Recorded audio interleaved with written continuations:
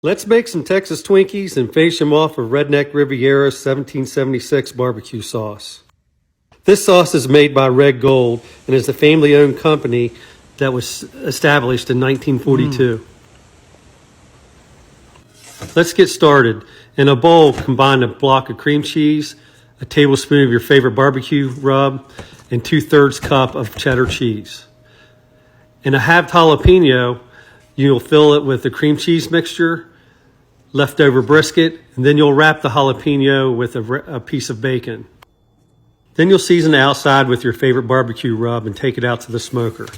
The smoker is preset at 275 degrees, and I'll be cooking these poppers for 90 minutes. After that, I'll remove them. I'll glaze them with 1776 barbecue sauce, and I'll return them to the smoker for the last 25 minutes. As a vet, I love that a portion of all proceeds supports Folds of Honor.